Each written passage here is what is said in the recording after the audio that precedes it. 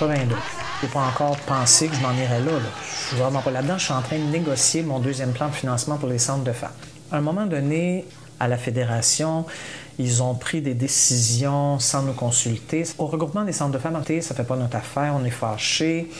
Et là, moi, je dis, pas juste à mes collègues à l'air, mais à d'autres collègues de d'autres groupes, bien, regardez, là, il y a deux possibilités. Ou bien on s'en va, si on est si fâché que ça, ou bien on y va, on investit. Et finalement, 3 femmes, Diane Lemieux, Céline Signori et moi, on s'en va au CA de la FFQ. Céline est présidente. Puis là, on commence à essayer de remonter les affaires. Puis à un moment donné, Céline nous annonce qu'elle va se présenter pour le Parti québécois. L'élection est en 94, donc on n'a plus de présidente. Là, bien, il y a des regards qui se tournent vers moi. Fait que je deviens présidente de la FFQ. Et là s'ouvre alors tout un autre monde qui est un... Plus politique. Plus politique, oui. Et un monde où, ben là, il faut rassembler, là, parce qu'on a perdu beaucoup de membres et beaucoup d'argent. Parce que les bailleurs de fonds, tu sais, tout est dans tout, hein? Les bailleurs de fonds, voyant que la FFQ, finalement, ça va pas trop bien, rejoint moins de membres, ils donnent moins d'argent. Mais oui, mais si tu donnes moins d'argent, c'est sûr que tu peux pas travailler. Alors là, je me bats pour dire aux bailleurs de fonds, non, là, vous arrêtez l'hémorragie, là, vous remettez de l'argent. Puis je vous le promets, là, ça va fonctionner. Ça fonctionne tellement que, un an après, c'est la marche du pain des roses.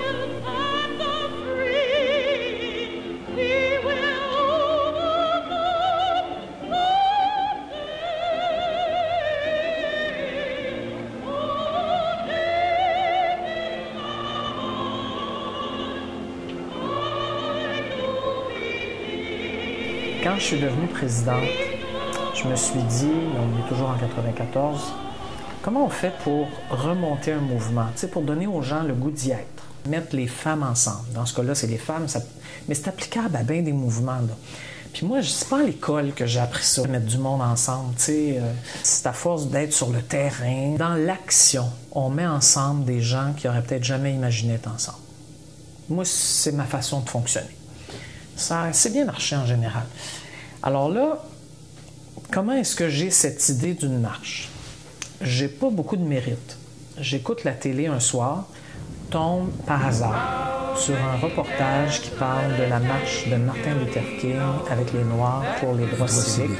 Des images de tous ces gens-là qui marchent. Puis dans ma tête, il y en a une petite ampoule qui s'allume. Moi, c'est comme ça, hein, c'est des petites ampoules qui s'allument.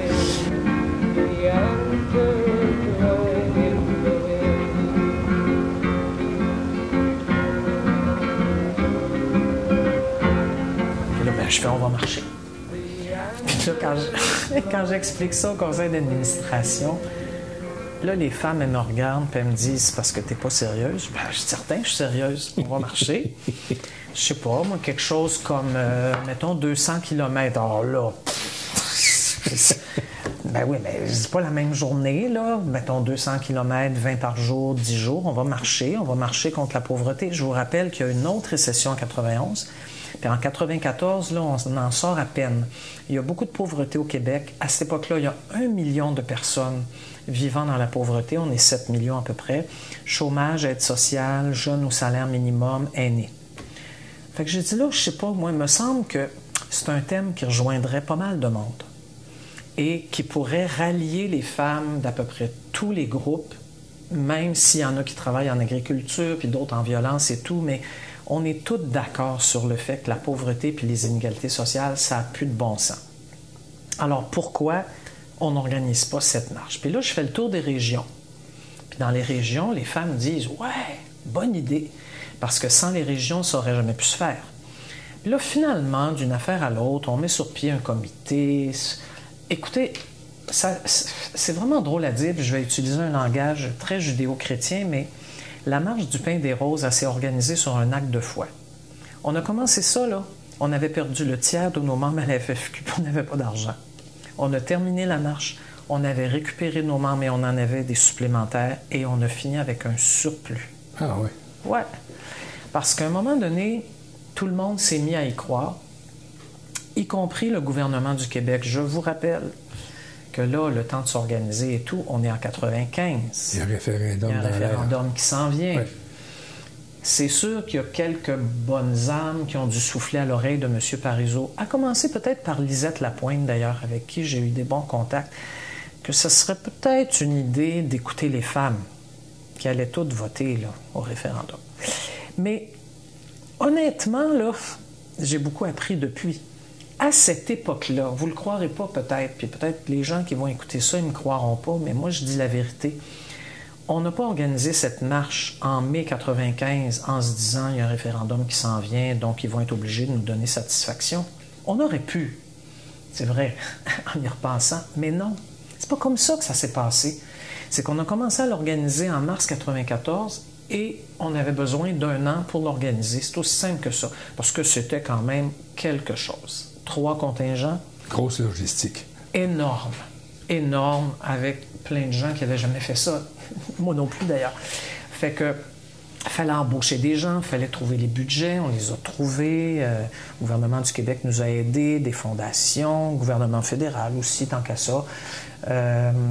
Et puis, je sais pas comment on a fait, mais mobiliser les femmes dans toutes les régions. Il y avait un contingent qui faisait Rivière-du-Loup, Québec, un autre qui faisait Montréal, Québec par la rive nord, puis un autre qui faisait Longueuil, Québec par le centre du Québec.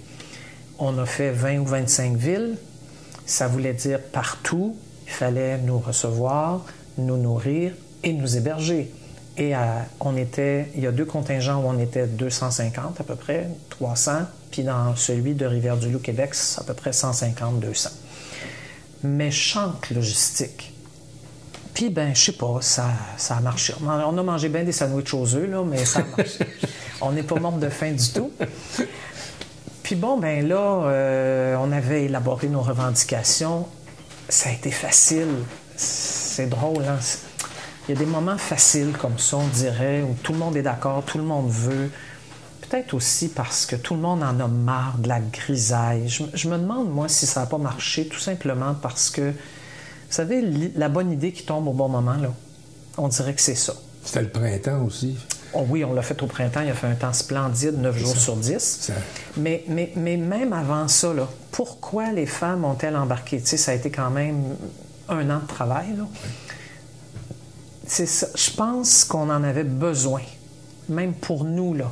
Puis je rencontre encore parfois des marcheuses de 95 qui me disent « ça a changé ma vie, là ».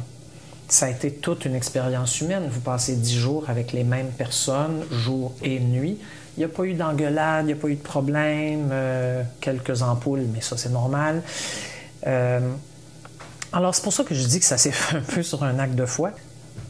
Puis, intéressant quand même aussi, on avait 9 revendications qui portaient toutes sur la pauvreté, logement communautaire, augmentation du salaire minimum, que le temps de parrainage des femmes immigrantes diminue puis que ça s'applique aux femmes déjà arrivées au Québec. On voulait lancer des travaux sur l'économie sociale. Je ne me rappelle pas de tout, mais en tout cas, loi sur la perception automatique des pensions alimentaires, loi sur l'équité salariale. Et puis, la réponse, elle a été positive sur l'ensemble des questions. On n'a pas eu 100% de tout ce qu'on voulait. Salaire minimum, on voulait, je pense, une augmentation de 85 sous l'heure, puis on a eu une augmentation de 45 sous l'heure. Fait que là, les femmes étaient déçues sur le coup, jusqu'à temps que je leur dise, mais savez-vous que c'est la plus grosse augmentation qu'on a jamais eue en une fois? Là, ouais, bon, OK, c'est vrai. Fait que, bon. Alors, on a eu des bonnes réponses. C'est Jacques Parizeau lui-même, entouré de ses ministres féminines, qui est venu donner les réponses devant la foule, devant l'Assemblée nationale. Première et dernière fois qu'un premier ministre a fait ça. Et la chose la plus spectaculaire, mais celle-là, on ne l'avait pas prévue, c'est que les médias nous ont suivis tout le long. Moi, je me disais, ils vont être là le premier jour. Parce que quand même, hein, c'est une initiative un peu originale. Puis ils vont être là à Québec quand on va arriver. Non, ils ont été là tous les jours. Il y avait 2 choses. Vous étiez spectaculaire et votre appellation du pain et des roses, magnifique. C'était beau, hein? Qui a eu l'idée de cette appellation? C'est une appellation déjà, c'est une appellation qui existe, c'est Bread and Roses. C'est grève de femmes ouvrières dans l'industrie du textile, si ma mémoire est bonne, en 1908. Et leur slogan, c'était Bread and Roses. C'est une de nos militantes, je ne sais plus trop laquelle, qui, à un moment donné, on cherchait un slogan, puis qui a dit « Mais pourquoi on ne reprend pas ça? » Parce que le pain, c'est ce dont on a besoin pour vivre, c'est l'argent, le salaire minimum ou l'augmentation de la prestation d'aide sociale. Et les roses, c'est la qualité de vie. Donc, par exemple, on demandait du logement communautaire, tu sais, de ne pas être dans la rue, de ne pas être dans un logement insalubre. Bon, l'économie sociale, c'est pour avoir de l'emploi, pour que les femmes aient accès à l'emploi, tout ça. Fait que c'était... Oui, c'est vrai que c'était beau. Ça conjuguait la lutte à la pauvreté, puis la lutte pour une qualité de vie, puis tout le monde a compris ça tout de suite. Ça a été très, très rapide. Les hommes ne se sont pas sentis exclus. Il y en a plusieurs qui sont venus marcher avec nous le matin, parce que ça, c'était permis. Puis quand on est arrivé à Québec, en fait, il y avait 20 000 personnes. Ça, je ne m'y attendais pas du tout. Ça a levé. Tu sais, il y a quelque chose qui s'est passé, là. Et bien là, c'était très familial. Il y avait toutes sortes de gens, les papas, les mamans, les enfants, les grands-parents. Et il y avait une atmosphère particulière que j'ai jamais retrouvée, sinon, oui, à certains moments du printemps étudiant. À certains moments. Pourquoi cette atmosphère? Bien, parce qu'on avait marché 10 jours. Fait que les gens, ils nous trouvaient bonnes. Ils étaient contents. Puis nous autres, on était fiers. Et puis, il y avait un monsieur qui était propriétaire de Rose Drummond, des grandes serres qu'on voit le long de l'Avin, qui nous avait adoptés. Alors, partout où on arrivait, il y avait des roses. Il fournissait des roses. Le 4 juin, quand on est arrivé à Québec, il avait donné 10 000 roses. Alors, au lieu de brandir des pancartes, d'ailleurs, nous, on avait dit non aux pancartes, pas de pancartes. Puis on ne veut pas qu'il y ait des mouvements qui s'affichent. Tout le monde pareil.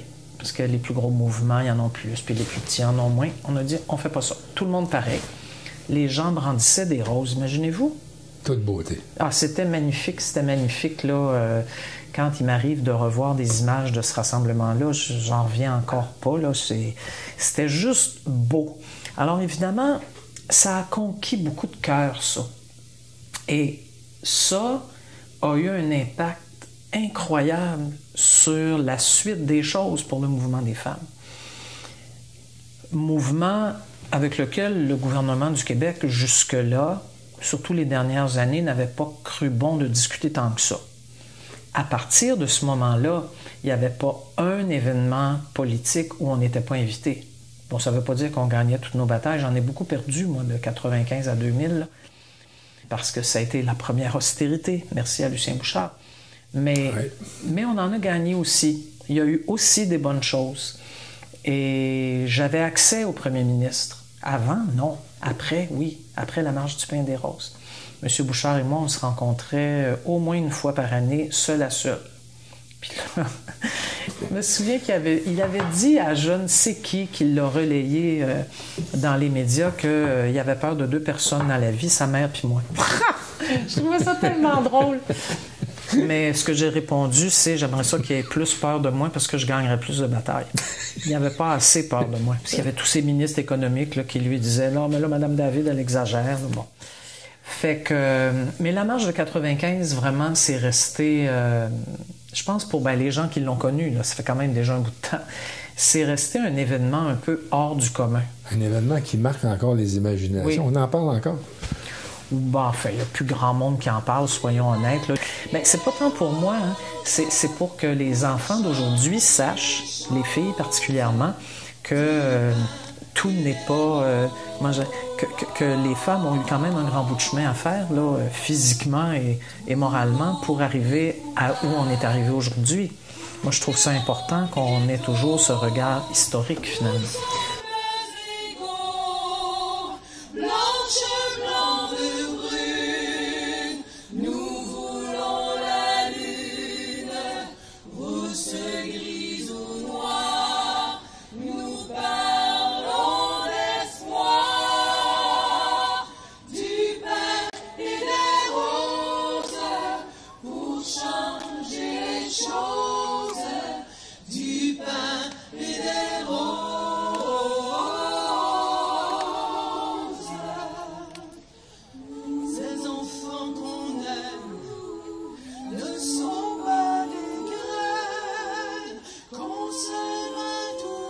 L'impact fut tel, à l'époque, qu'il a fallu remettre ça au niveau des Nations Unies 5 ans plus tard. C'était la même idée là, qui cheminait à ce moment-là. Oui. À la fin de la marche de 95, ça, c'est pas mon idée. Les deux coordonnatrices, qui s'appellent Manon Massé et Diane Matt, ont commencé à réfléchir à l'an 2000, parce qu'elles avaient bien aimé ça, 95. Puis elles ont commencé à me dire, écoute, là, en l'an 2000, il faudrait organiser une marche mondiale des femmes. Et là, c'est moi qui leur ai dit, écoutez, les filles, là... Êtes-vous folle? Non, là, vraiment, là... Moi, j'étais fatiguée. Là, j'ai dit, vous n'allez pas me parler. Vous n'allez pas me parler tout de suite d'une marche mondiale des femmes. On n'a aucun contact nulle part dans le monde, à peu près, là. Comment voulez-vous qu'on fasse ça, Françoise? Ben, j'ai dit, écoute, je m'en allais à Beijing. Il y avait un forum mondial des femmes en août 95, où je suis allée. Là, on parle de ça un peu, on fait un atelier avec des femmes francophones. L'idée plaît, mais tu sais, on est 30 là, dans une salle, alors que, je sais pas, moins 20 ou 30 000 femmes là, dans ce forum-là. Moi, je reviens en disant, écoutez, oui, il y a de l'intérêt, mais enfin, on n'est pas rendu loin, là. On a une assemblée générale de la FFQ, puis mes deux amis, très enthousiastes, veulent que l'assemblée vote tout de suite pour.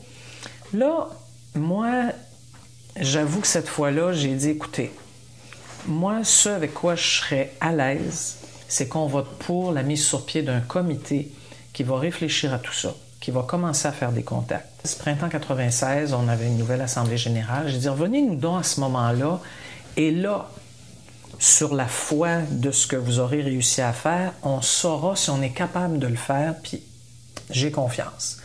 Fait que là, les filles étaient un peu déprimées, mais ils ont dit « OK, c'est correct ». Puis elles ont travaillé, puis elles se sont organisées tellement bien qu'à l'Assemblée générale suivante, on a voté à l'unanimité qu'il y aurait une marche mondiale des femmes, parce qu'elles avaient réussi à les établir, les contacts. C'est incroyable.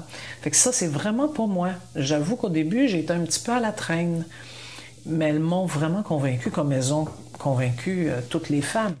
L'idée, c'était de dire, bon, ben là, en 2000, plein de gens vont célébrer de diverses manières. Pourquoi ne pas essayer de mettre en place un réseau international de femmes, mais un réseau d'action? Parce que des réseaux, il y en avait déjà, mais beaucoup des réseaux autour des Nations Unies, autour de l'UNESCO, des réseaux de grandes féministes, intellectuelles, politiciennes, oui, aussi dans des mouvements, là, des grands mouvements, mais on n'est pas tant que ça dans l'action, telle que moi je la conçois, là, plancher des vaches. Alors là, on a commencé à travailler, et la première rencontre internationale, on l'a tenue au Cégep du Vieux-Montréal. Là, on est rendu à l'automne 98, si je ne me trompe pas. Il y a à peu près 150 femmes d'une centaine de pays. L'assemblée se passe en français, anglais et espagnol. On se connaît pas, là. On s'est jamais vu. Mais ça marche. On sort de cette assemblée avec 20 revendications, 10 sur la pauvreté, 10 sur la violence. Et on sort avec un plan de travail et c'est parti. Puis il y a une marche des femmes, une marche mondiale des femmes en l'an 2000. Moi, j'en remercie vraiment celles qui m'ont tenu tête puis qui ont décidé de le faire. Parce que au niveau des résultats concrets au Québec, ça a été lamentable. C'est-à-dire qu'on a fait des super mobilisations, là. Mais concrètement, là, le bureau du premier ministre, M. Lucien Bouchard, ben, il nous a rien donné. Surtout sur tout ce qui avait trait à la pauvreté. Il y avait un petit peu de gain au niveau des violences faites aux femmes, mais pauvreté, rien. On était encore dans cette idée de l'austérité et tout, là. Donc, on avait beau revendiquer du logement social, une loi cadre contre la pauvreté, une augmentation du salaire minimum. Ils nous ont donné 10 cents. On a dit qu'il faut le garder. Augmenter les prestations à la sécurité du revenu. Tu sais, rien plus rien égale rien. C'est un peu à l'origine, d'ailleurs, de ce qui s'est passé par la suite dans ma vie. La réussite de la Marche mondiale des femmes ne se mesure pas à l'aune de la satisfaction de nos revendications ici au Québec. La mesure, moi je dirais, c'est tout ce qu'on a appris. Parce que là, on a travaillé avec des femmes de tous les continents. On a donc appris sur leur vie, leurs problèmes, mais aussi leur stratégie de lutte. On a appris à développer des rapports égalitaires. Elles savent autant que nous comment lutter, hein? Puis de toute façon, elles prennent bien plus de risques quand elles luttent dans beaucoup de pays. Oui. Donc, on a vraiment développé des liens pris sur l'ONU, la Banque mondiale, le Fonds monétaire international. Rappelez-vous, on est aussi dans les années du début des batailles altermondialistes. Moi, ces jeunes-là, ils m'ont appris tellement, mais tellement, là. J'avais été centré beaucoup sur le Québec, moi, jusque-là. Puis là, tout d'un coup, toutes ensemble, on découvre le néolibéralisme, comment c'est lié au patriarcat, comment sous le néolibéralisme, les femmes sont encore plus atteintes que les hommes. Les hommes aussi sont atteints, mais les femmes le sont encore plus. T'sais, on diminue, mettons, le FMI, là, il coupe les subventions pour les écoles dans les pays pauvres. Qui sont les premières à être privées d'école? Les petites filles. Bon, parce que là, il y a la culture puis le patriarcat qui rentre là-dedans. Ça, on apprend tout ça, là. C'est comme un cours accéléré de solidarité mondiale et puis en même temps de tout ce qui ne marche pas dans le monde. Jusqu'à 2000, c'est vraiment tout à fait extraordinaire. Fait que oui, on se retrouve au FMI et à la Banque mondiale, là, puis là, on discute les yeux dans les yeux avec les présidents de l'époque, là. Ça me fait pas peur. Je veux dire, on les convainc de rien, évidemment, là, mais au moins on s'exprime. Et puis on va aux Nations Unies, discute avec l'adjoint, parce que Kofi Annan, le secrétaire général des Nations Unies, ne pouvait pas être présent, mais le vice-secrétaire général est là, puis on tient une grande assemblée. Puis tout ça, c'est super médiatisé quand même. Là. C'est pas mal intéressant. Grande marche des femmes à New York, il y a 10 000 femmes qui proviennent d'une centaine de pays qui ont réussi à rentrer aux États-Unis. Même au Québec, quoique, c'est ça, nos revendications n'ont pas trouvé preneur, il y a quand même 30 000 personnes dans le quartier des spectacles à Montréal. Et c'est, dans le fond, une des plus grosses mobilisations féministes de l'histoire du Québec. Alors ça, c'est quand même intéressant aussi. C'est ce qui fera peut-être que 2 ans plus tard, on aura satisfaction sur plusieurs de nos demandes à la veille de l'élection générale. Ça n'empêchera pas le PQ de se faire battre, là. Trop peu, trop tard. Les femmes sont restées bien choquées en passant. Mais c'est drôle, une loi cadre contre la pauvreté, ça finit par être adopté, alors qu'1 an ou 2 avant, ils nous disaient c'est impossible. Ils finissent par augmenter le salaire minimum. Ils finissent par recommencer à construire des logements sociaux. Ils nous avaient dit non, non plus non égale non. Là, c'est drôle, ils recommencent. Alors, ce que j'ai compris aussi, parce qu'on apprend de toutes ces choses-là, j'ai compris que si on veut faire un événement médiatique spectaculaire, qu'on veut vraiment mobiliser, qu'on veut vraiment obtenir des gains, il vaut mieux le faire 1 an avant une élection. C'est bête comme ça. C'est ce que je dis quand on me demande mon avis, là, parce que bon, j'ai un certain âge, puis donc il y a des plus jeunes qui me disent « Madame David, qu'est-ce que vous pensez d'eux? » Je leur dis « Surveillez bien le momentum. » Parce que vous aurez beau vous époumoner, vous aurez beau mettre des milliers de gens avec vous, là. Si vous n'avez pas le momentum, vous allez avoir plus de misère. Parce qu'on ne peut pas dire qu'on ne s'était pas démené. Alors, ça a été une expérience difficile, je ne le cacherai pas, plus difficile que la marche de 95. D'abord, beaucoup plus considérable, beaucoup plus compliqué à organiser. Je passais mon temps à chercher de l'argent, en tout cas. C'était pas simple, là. Mais en même temps, une expérience très, très riche d'enseignement pour plein de femmes au Québec et pour moi aussi. Et finalement, moi, j'ai quitté la FFQ 1 an après, pas du tout, pas pour des raisons négatives, mais parce que les statuts de la FFQ ne me permettaient pas de rester plus longtemps. Mais je les avais votés, ces statuts-là, j'étais d'accord. Donc, j'ai quitté en juin 2001, c'est ça.